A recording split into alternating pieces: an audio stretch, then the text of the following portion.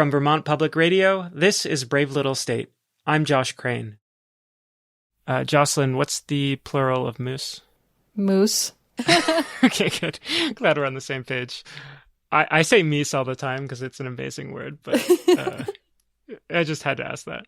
I'm talking about Vermont's largest mammal with today's winning question asker, Jocelyn Hebert. I live in North Calais Village.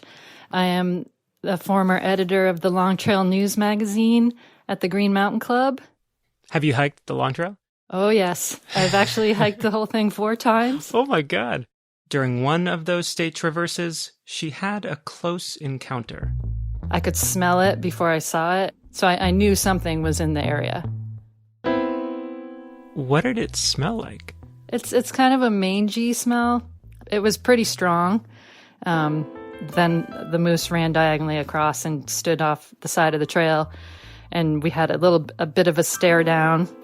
I didn't really dare to keep hiking because I think moose can be aggressive and dangerous, and the way it was pretty close, so I just waited. And then eventually I started walking again because he wasn't going anywhere. Jocelyn has spent so much time wandering through natural moose habitat, streams and beaver ponds and patches of young forest, and she's seen so many moose droppings along the way that sometimes she senses their presence, even without an actual sighting.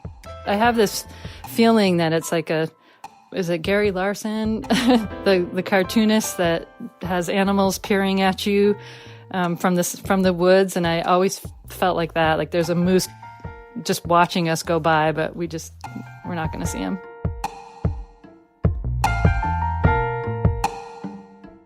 To Jocelyn, spotting a moose is something of a mystery with a healthy dose of absurdist comedy. Take her friend Doug, for instance. Like Jocelyn, Doug has lived in Vermont his entire life. Unlike Jocelyn, Doug has never seen a moose.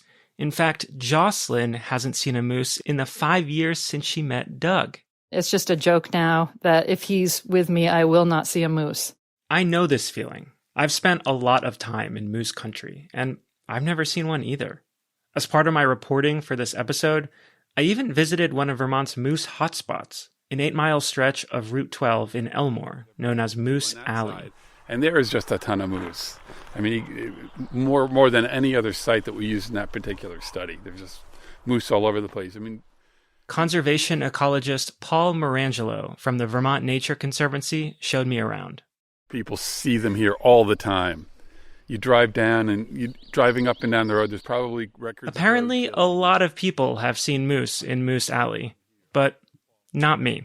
On the day I was there, all I found were a whole bunch of flying pests. Well, it's definitely fly season. Yeah, black flies are out. It kind of breaks my brain that animals like moose are so huge, they live all around us, but they're still so elusive. Hooved phantoms of the forest. Now, I'm not a very religious person, but I'm convinced that if I ever see one, it's going to be something of a spiritual experience. And for that, I have Jocelyn to thank, along with the many writers who describe their moose encounters with a sort of mythical reverence. Your antlers like seaweed, your face like a wolf's death mask, writes poet Anne Sexton. Henry David Thoreau called moose God's own horses. Who wouldn't want a glimpse of God's own horses? And then there's Elizabeth Bishop, who famously spent more than 25 years finishing a poem called The Moose, about an overnight bus trip from Nova Scotia to Boston. The climax of the poem was when a moose walked out into the middle of the road. It approaches. It sniffs at the bus's hot hood. Towering, antlerless, high as a church, homely as a house.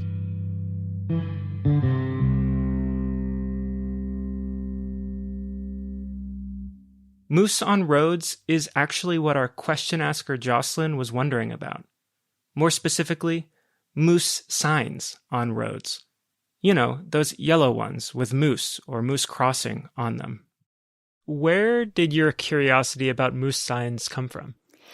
I think I've been curious about it for a long time. Every time I drive by one, I'm looking around and kind of looking at the area and wondering, like, why would there be a moose sign here? Like, how do they decide? Jocelyn is onto something here. And this is where the rubber meets the road meets the moose. Because while seeing a moose on a road in the middle of the night may have been a romantic notion for the poet Elizabeth Bishop, the reality of encountering a moose on a road is usually much scarier. And it was just after dark, coming north on 89, about mile 16. And all of a sudden, I say, moose. And about a tenth of a second later, I hit the moose. Welcome to Brave Little State, VPR's people-powered journalism show. I'm Angela Evansy. Here on the show, we answer questions about Vermont that have been asked and voted on by you, our audience, because we think our journalism is better when you're a part of it. Today, my name is Jocelyn Hebert, and I live in North Calais Village. And I'm curious about the moose signs you see along Vermont's roads. A question about wildlife crossing signs gets to the heart of a tension between the natural world and human infrastructure. What factors are considered before placing one? Are they there because there's been a moose-car collision, or is there a wildlife corridor nearby? And who decides when one is placed and where it goes?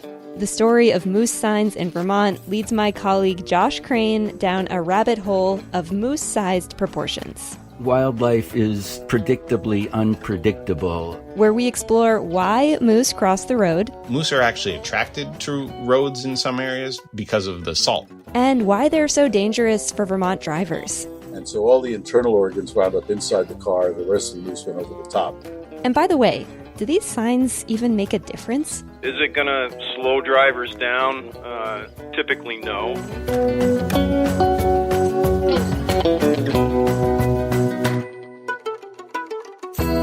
We have support from VPR sustaining members. Welcome.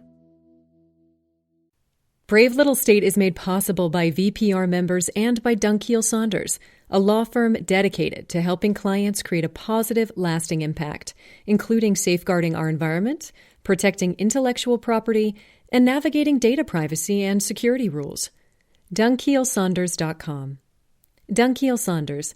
Making a difference is our practice. VSECU is a proud supporter of Brave Little State.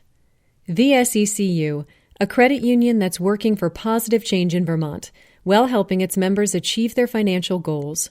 Find their locations and the benefits of becoming a member at vsecu.com.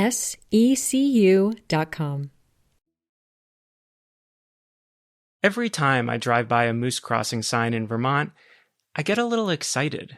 Moose. Where? And then, predictably, I feel a twinge of disappointment every time I drive out of the area without a sighting. The signs seem kind of like a tease, except they're actually meant to warn you of danger. Because of all the animals that might be tempted to cross a road in Vermont, the last one you want to hit is a moose. Just listen to some of these crash reports. September 27th, 1985. September 22nd, 2006. May 24th, 2009. The woman hit a big bull, approximately 1,000 pounds. Found dead in his 1995 Subaru, 500 feet off-road. Moose went through the windshield. These are huge, scary accidents. Yes, moose are big animals, but part of what makes them so dangerous is their behavior.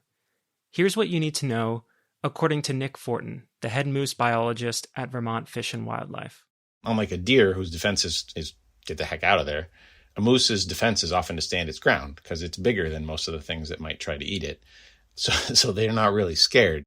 Not scared means a speeding car with bright headlights is often not enough to startle Bullwinkle out of the middle of the road. Some moose won't even bother turning their heads to look at an oncoming car, which means at night a car's headlights won't reflect off their eyes, making them hard to see. Moose have much darker coloration than deer as well, adding to the visibility problem. It's a problem that Carl Brandon from Randolph experienced back in 2003. It was a Sunday night in July. Carl and his wife at the time, Anne, were driving on I-89. They were driving home to Randolph after attending a party in Thetford. So I rounded the curve, a slight curve to the right at a crest of a little hill, and then it goes down a dip. and there were cars coming the other way, so my headlights were dipped. And all of a sudden, I say, moose. And about a tenth of a second later, I hit the moose. I went right between her legs. And so she hit the windshield, and the front of the roof was where the moose hit. And so all the internal organs wound up inside the car. The rest of the moose went over the top. As gross as this sounds, it's not all that unusual. Moose are so tall that cars take their legs out from under them, so they fall through the windshield and into the car instead of bouncing off the front bumper. It leads to quite a mess. And we completely grossed out the ambulance people because we covered with moose guts. And they thought I might have had a laceration on my head because I had a lot of blood on my head. But it was moose blood, as it turned out. As it turned out, both Carl and Anne walked away with nothing more than a few scrapes and bruises. After Carl got cleaned up, he learned more about what happened after the moose crashed through his windshield, like how his car skidded across the I-89 median and both oncoming lanes of traffic, and how it barely missed an 18-wheeler before finally coming to rest about 100 feet off the opposite side of the road. I mean, I have no idea how you are here talking to me. Because I was driving a Saab. Because I was driving a Saab? I mean, if we were in most other cars, we'd be dead. Not just injured, but dead. As crazy as it sounds, Carl might be right. Saab, before it went out of business, was based in Sweden, the country with the highest density of moose in the world. They have about 400,000 of them, which is 200 times larger than the moose population in Vermont. And that makes moose car collisions a major problem in Sweden. So Swedish car manufacturers like Saab and Volvo have responded by reportedly running their vehicles through moose crash tests. They hope to replicate and capture every detail of a real moose crash. Their goal. This is from a video that National Geographic Wild published back in 2011. Engineers recreate a moose crash by driving a car at high speed into a moose dummy made of rubber discs, steel, and wire. Over a series of tests, VTI found that improvements in the strength of a car's roof and windshield could potentially make the difference between life and death. But they've also found that the single most important factor lies within the driver's control: speed.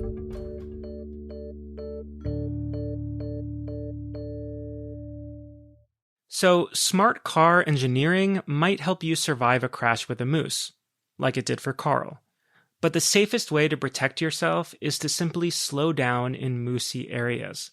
And this is where the moose crossing signs factor into the equation. Which brings us... Okay. Hit that red button now. To Marcos Miller. He works at VTrans, the Vermont Department of Transportation. Okay, yeah, I've got it running now. Marcos has worked at VTrans for almost 3 decades. So, nearing retirement, hopefully soon. And if there's one thing to know about Marcos Miller, it's that there might be nothing he loves more than a well-placed and well-designed road sign.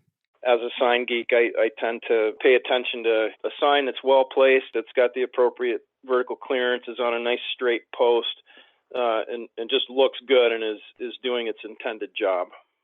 Marcos is one of 3 regional traffic safety investigators in the state of Vermont. Right, yeah, so it's our group basically that will make the determination of whether the sign is warranted. But Marcos says that the process for placing new signs often doesn't even begin with him. It starts with, well, one of you. Typically, I get the requests from private citizens that, bear witness to, hey, I've been seeing a lot of deer, I've been seeing a lot of moose, and, can we get up some warning signs? Those requests kick off a process that is both science and art. And it all begins with something called a desk audit.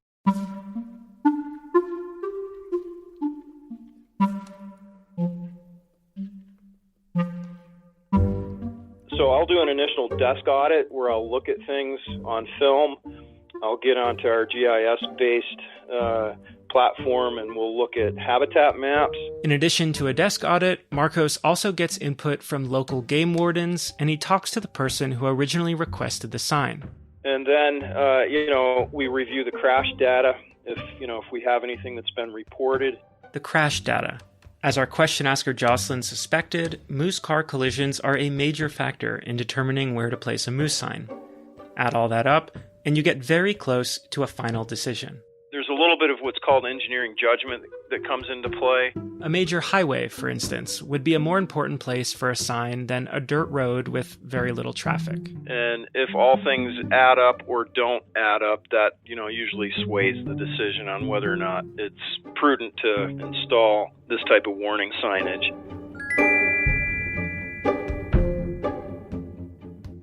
And voila! That's the process of installing a moose crossing sign in all its painstaking, tedious, bureaucratic glory. In addition to moose signs, in Vermont you can also find road signs for deer and bear, and domestic animals like horse, cow, and sheep.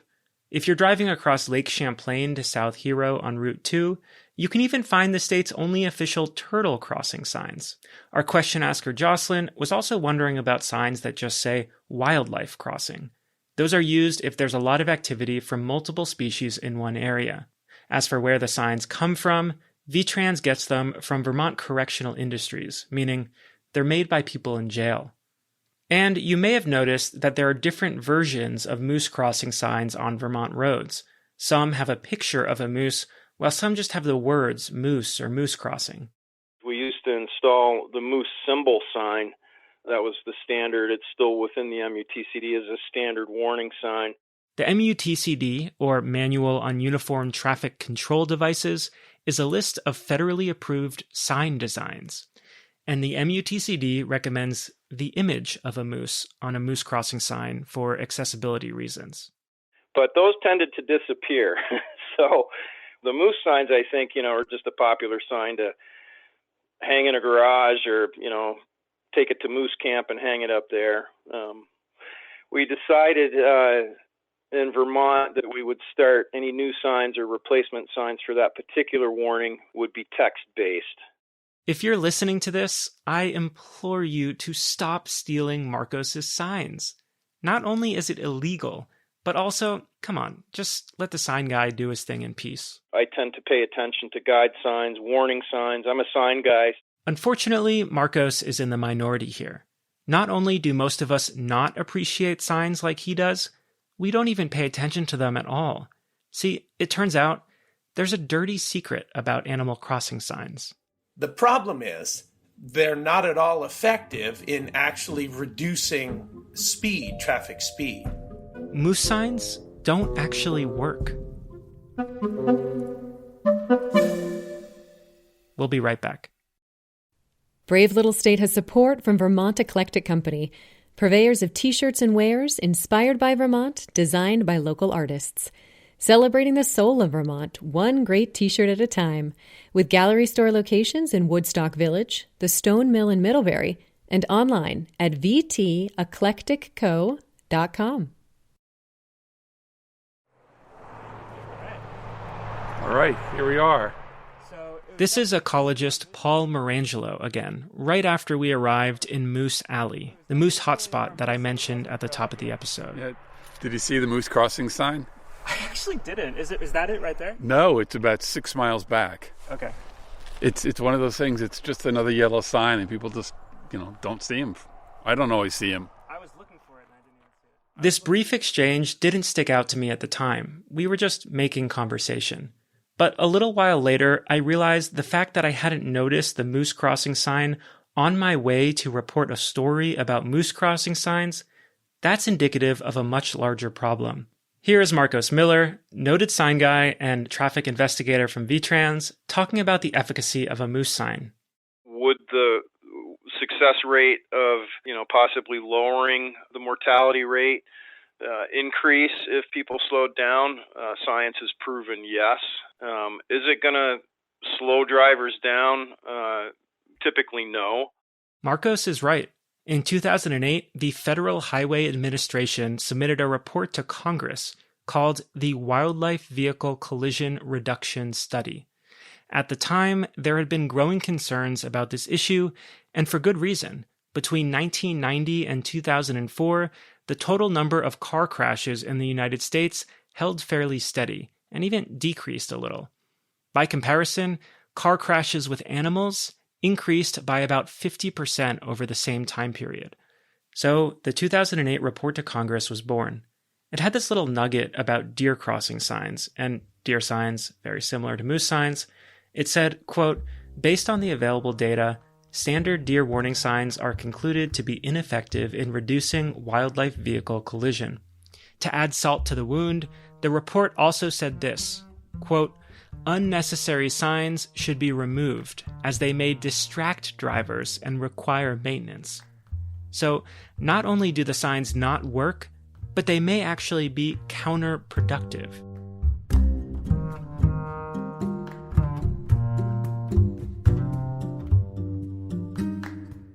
When I think about my own experiences driving past moose crossing signs, I can't tell if the anticipation I feel about maybe seeing a moose is distracting or if I'm simply more alert.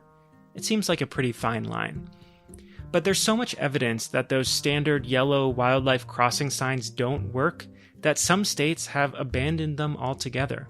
Vermont is not one of those states, for now. I know that our section is currently reviewing the policy on wildlife crossing signs. It's a little hard to parse exactly why Vermont still erects new wildlife crossing signs.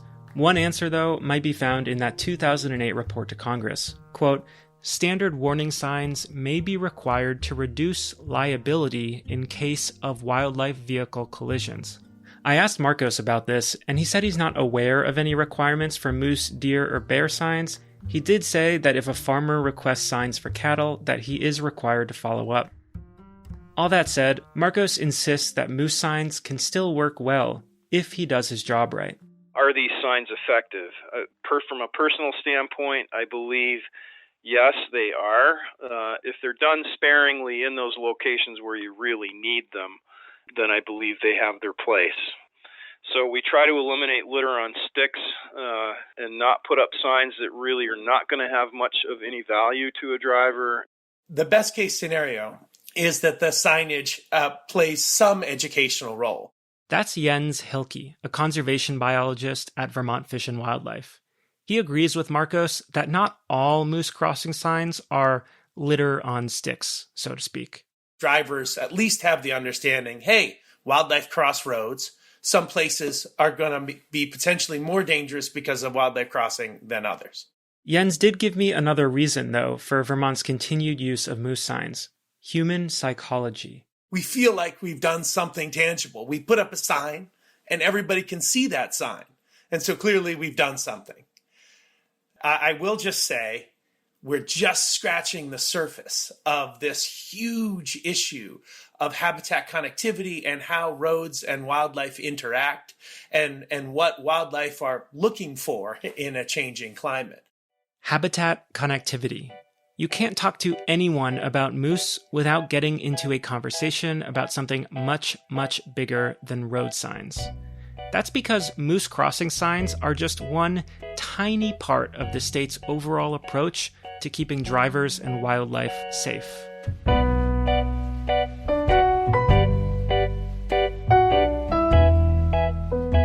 Think of it this way. Moose signs are like a Band-Aid. It might feel satisfying to put one on the road, but it doesn't address the root cause of why it's needed in the first place. And the root cause, in this case, is that humans build roads where wildlife live, which often separates important chunks of crucial habitat. Allowing and even encouraging animals to safely connect with different parts of their habitat is the core tenet of habitat connectivity. Doing this helps promote genetic diversity in wildlife, and it also allows animals like moose to expand their ranges as our climate continues to warm up. But in Vermont, reconnecting habitat is an especially challenging proposition. For starters, Vermont has really old infrastructure. One thing about Vermont and VTrans is we're not building new roads here. This is Chris Slazar, who heads up the environmental section of VTrans. we're repairing an aging infrastructure, and a lot of our focus right now is on culverts and bridges that are, in some cases, 50 or more years old and in need of replacement. Chris says that retrofitting old bridges and culverts to accommodate Vermont wildlife is much harder and, according to Chris, decidedly less sexy than building new infrastructure from scratch. When people talk about wildlife crossing infrastructure, they typically think of the sexy wildlife overpasses like in Utah or on the Trans-Canada Highway through Banff National Park. And this brings us to the second major challenge for habitat connectivity efforts in Vermont: our animals. Out west, they have species like pronghorn antelope that travel in huge herds and migrate at the same spot every year. So if you build one big suspension bridge over a highway, you can basically solve the problem. Not so much in Vermont. Jens Hilke again from Fish and Wildlife. Connectivity in the east doesn't look like that. We have one animal here and a few days later one animal there. It's a lower density, but it's in more places. This is yet another reason why moose can be so hard to find. There's no one obvious place to go look for them. And if you're shouting at me, just drive to the Northeast Kingdom, tell that to Chris Slazar. My wife and I drove up to the Northeast Kingdom a few years ago to go and see moose. And that very day, there was a moose wandering around the old north end of Burlington where we had left from. Those crafty, mischievous phantoms of the forest. At it again. There are people, though, who are working to demystify the movement patterns of animals in Vermont and improve the state's habitat connectivity efforts. So we actually have a lot of existing transportation infrastructure in the state. We have over 88,000 state-managed transportation structures. So that's anything from bridges, culverts, to underpasses. This is Caitlin Drasher, a grad student at UVM studying wildlife movement in Vermont. Getting these models of wildlife movement throughout the state is the first step to understanding where they're most likely to cross the road. And we can look at areas where we already have transportation infrastructure and see, whether or not we need to add some improvements to that infrastructure to help them cross underneath the road or make it a little bit more appealing for them to actually use the structure. The models Caitlin and her team are using to look at wildlife movement are actually based on electricity. So in this case, the landscape is serving as the circuit, and wildlife are acting as the electricity moving throughout the circuit. Caitlin's research is ongoing, but ultimately it'll help Vermont Fish and Wildlife and VTrans figure out which culverts or underpasses or bridges to prioritize based on how much use they get from wildlife. To recap, moose on Vermont roads can be very dangerous, which is originally why we started putting up moose crossing signs. Only, those signs don't really work. So in addition to those warning signs, Vermont conservationists are engaged in a massive ongoing effort to help moose safely connect to parts of their habitat that got disrupted by roads. Which leads to one final twist in this story about moose and roads, one final S-curve, if you will. It turns out, not all moose visit roads in an effort to cross them. Here's moose biologist Nick Fortin again. Moose are actually attracted to roads in some areas because of the salt that we use to de-ice our roads, and then it kind of pools in wet areas by the side of the road and makes a salt lick for them. This is kind of crazy, and it's thanks to our question asker Jocelyn that salt was even on my radar in the first place. Are moose drawn to the roadsides because of salt? Because we salt the roads? The answer is yes. A huge reason moose are a danger near roads is because of road salt. You can even see this in the data. Moose mating season is in the fall, which is the time of year you'd expect moose to be most active around roads, leading to the most accidents. Except, according to the state, nearly 40% of all moose car collisions in Vermont over the past 4 decades have occurred in May and June. That's double the number of collisions during mating season. Most of the time when we're seeing moose really being attracted to these salty areas by the road, it's right around springtime after they've spent the entire winter on a very low salt diet. This is Katie Geeter, a biometrician for Vermont Fish and Wildlife. Basically, it's her job to analyze the data. And so they're kind of nutrient starved coming into spring, and one of the first things that they go for is that essential salt component. From a moose perspective, road salt runoff is an excellent way to find a delicious, savory snack. Here's Chris Lazar again. There are a lot of research projects underway to look at alternatives to salt. We haven't gotten to a point of dialing that in yet, but we definitely want to keep an eye on that. Whether moose are getting drawn towards Vermont roads to cross them or simply to slurp up that delicious road salt, they get hit by cars a lot. According to the state, nearly 3,400 moose have been killed by cars in the past 40 years, which makes cars by far the leading cause of non-hunting moose deaths in Vermont. By contrast, according to Vermont game wardens, there have only been 19 human fatalities from moose car collisions during the same time frame. 19 in 40 years might not sound like a big deal, and in some ways, it's not. More Vermonters have died in non-moose traffic crashes this year alone, and it's only June. But 3,400 moose dead from cars means this is a huge issue for moose. And the moose population in Vermont is on the decline. At its peak, Vermont had about 5,000 moose. These days, it's closer to 2,000 and still dropping. Aside from cars, habitat loss due to Vermont's aging forests and an increase in ticks due to climate change are major challenges for moose. And as the number of moose in Vermont has dwindled, so too have the number of requests Marcos Miller at VTrans receives for new moose signs.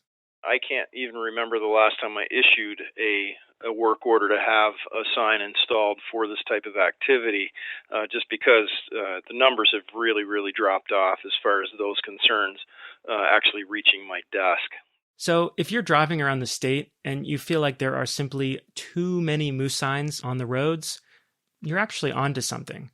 Marcos says VTrans will occasionally remove a sign when there's other construction going on, but they're not keeping pace with the population decline.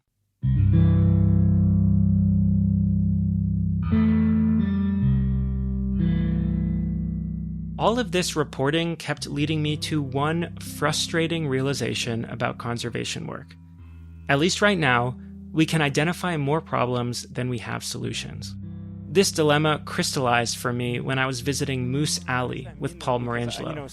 So much of the solution that we've been talking about is kind of optimizing these types of wildlife crossings. But if moose are coming to the roads, not even to cross the roads, just to kind of lick the salt from the side of the roads, right. Is there anything to be done about that? I don't know. I mean, there's a lot of very sticky questions in conservation in general that we don't have the perfect answer for, and that's probably one of them.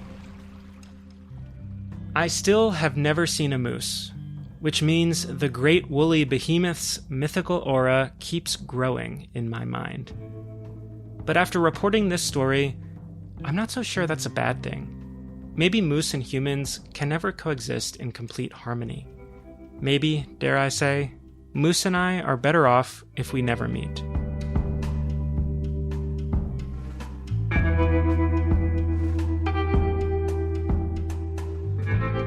Josh Crane is an engagement producer on our show.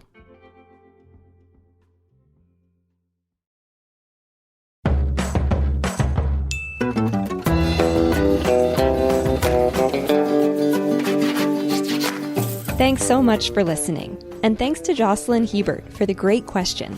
To see some footage of moose and check out bonus data and photos, head to our website, bravelittlestate.org. While you're there, you can submit your own question about Vermont, sign up for the BLS newsletter, and vote on the question you want us to tackle next. We are on Instagram, Twitter, and Reddit at BraveStateVT. This episode was reported, produced, and mixed by Josh Crane, with editing by Myra Flynn and me. Our digital producer is Elodie Reed. Ty Gibbons composed our theme music, other music by Blue Dot Sessions, and our very own Myra Flynn.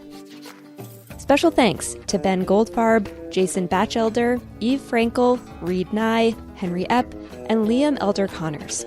And thanks to the BLS listeners who got in touch during our reporting: Sue, Fred, Wealthy, Chuck, and Marcella. Brave Little State is a production of Vermont Public Radio. If you're a fan of the show, you can make a gift at bravelittlestate.org/donate. Or just tell your friends to listen. I'm Angela Evansy. We'll be back soon with more people-powered Vermont storytelling. Until then, remember, be brave, ask questions.